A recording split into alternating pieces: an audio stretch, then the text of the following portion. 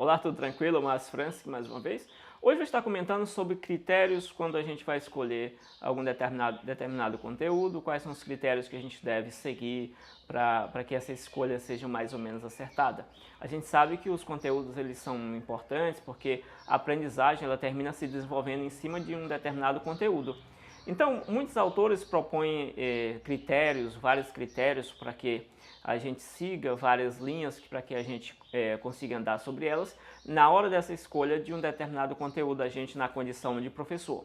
Hoje eu vou falar no âmbito mais daquilo que cai em concurso assim, relacionado a esse tema, estabelecendo esses 5 critérios, na verdade, que são propostos por Libânio, e vamos falar desses 5 critérios assim de forma rápida, não falando necessariamente assim mais aprofundado sobre eles, mas apenas dando uma pincelada aqui para que você tenha alguma noção quando for fazer algum concurso sobre essa questão de conteúdos também.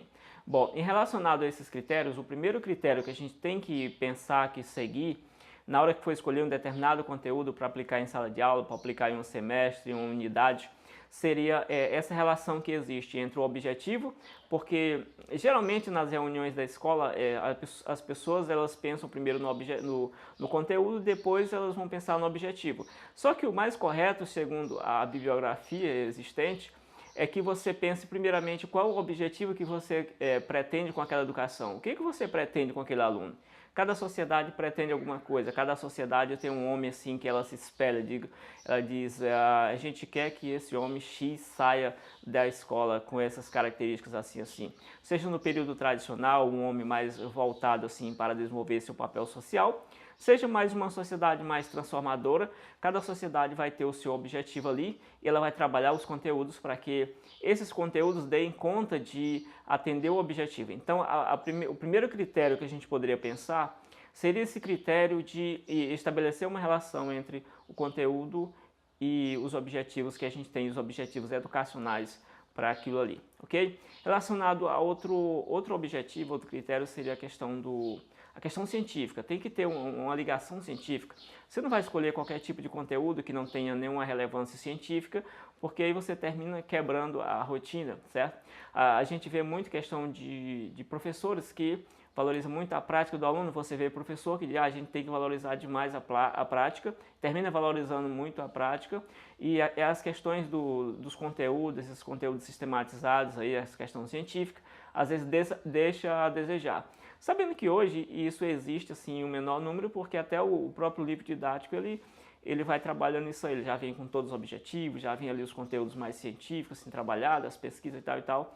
Então o professor, ele de certa forma, ele já não tem tanto essa preocupação aí, certo? Tirando os casos que você vai trabalhar alguns conteúdos assim mais específicos, relacionados àquela realidade do aluno, do contexto escolar e por aí vai, beleza? Então, outro critério que a gente tem que perceber, que tem que estar atento para ele, é a questão do critério sistemático. Por quê?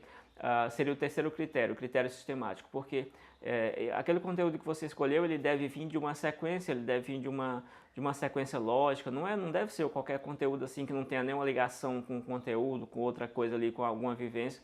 Tem que ser alguma coisa que tenha uma sistemática, tenha uma ordem, seja ela crescente ou qualquer que seja a ordem, mais importante que ela tenha uma ordem progressiva de conteúdo para que até o aluno consiga perceber melhor essa questão do que você está falando ali, certo? Como a gente já tem outros vídeos aí sobre a questão do conteúdo, então eu já estou falando sobre esses critérios aqui, então é uma coisa que basicamente a gente já está sabendo do que se trata a questão do conteúdo, certo? Outra questão que a gente tem outro critério que a gente tem que atentar também é a questão da relevância social. Tá, aquele conteúdo é relevante para o aluno? Ele tem alguma relevância?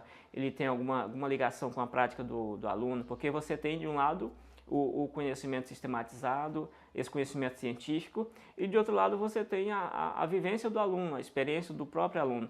De que forma eu consigo juntar esse conhecimento científico com aquela vivência do aluno? Ou seja, de que forma esse conteúdo que eu estou ensinando, ele se torna significativo para a prática do próprio aluno ali que está estudando, de quem quer que seja.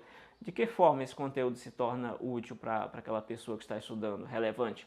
Então, dentro desse critério aí, a gente poderia estudar um autor chamado David Wausbel, acho que você deve conhecer também. Ele trabalha com aquele tema sobre aprendizagem significativa, que é muito interessante também. Você pode estar explorando também esse tema em outro momento, aí, pesquisando mais sobre isso também, ok? Bom, outra questão sobre outro critério que a gente pode estar falando é sobre a questão da acessibilidade e solidez, ou seja, esse conteúdo tem que ser em um nível, ele deve estar em um nível que o aluno consiga captar aquele conteúdo. A gente vem de um modelo mais tradicional, onde a gente tem uma educação muito voltada para as elites, e dentro dessa educação a gente vai perceber que existe uma gama muito pesada de conteúdos, e às vezes nem sempre o aluno consegue acompanhar isso aí. Então, isso também é uma mentalidade tradicional, essa questão do conteudismo, muito conteúdo até exagerado, assim, que o aluno não consegue, não consegue captar aquilo ali. Então, seria um critério que a gente tem que tomar muito cuidado com essa questão da acessibilidade. O nosso conteúdo, ele está no mesmo nível ali do aluno, e dentro disso aí você vai estudar o autor também muito conhecido aí, o Piaget, por exemplo, que você vai ter questões, aliás, Vygotsky, você vai ter questões aí, por exemplo, o desenvolvimento real do aluno e aquele desenvolvimento que ele consegue chegar com a ajuda de outra pessoa, o desenvolvimento que ele está ali, que ele consegue desenvolver aquele problema sozinho, e você vai instigando, mesmo o conteúdo estando no mesmo nível ali dele, que ele não é que ele esteja no nível que ele já sabe, mas é no nível que ele consiga acompanhar. E naquele conteúdo que ele não consegue, você tem que estimular ali, desafiá-lo. Então você vai para isso que o Vygotsky terminou falando, a questão esse desenvolvimento real e o desenvolvimento proximal, aquilo que ele já sabe, aquilo que ele pode vir a saber através de outras pessoas. Então a gente tem também que fazer essa dosagem para que o aluno não perca esse interesse, não desestimule, isso aqui eu já sei. Então esses são os cuidados. Então dentro dessa questão da acessibilidade você tem também questões relacionadas à solidez do conhecimento. Então se o conhecimento é científico, se ele tem assim uma relevância social para o aluno, para a prática, para a vivência do aluno, se ele segue todos esses critérios aí, com certeza o aluno pode ter uma aprendizagem assim mais significativa, mais robusta, mais sólida, beleza? Se gostou do vídeo, deixa aí já um joinha no vídeo, se inscreve no canal, se é inscrito. Assina a notificação aí, que é para o YouTube também estar enviando os vídeos para você. Todos os vídeos que a gente vai postando, você vai também recebendo aí automaticamente, beleza? Compartilha, deixa um comentário o que achou, quais são os critérios que você conhece. Deixa aqui embaixo nos comentários que a gente vai continuar essa história aí, beleza? Valeu!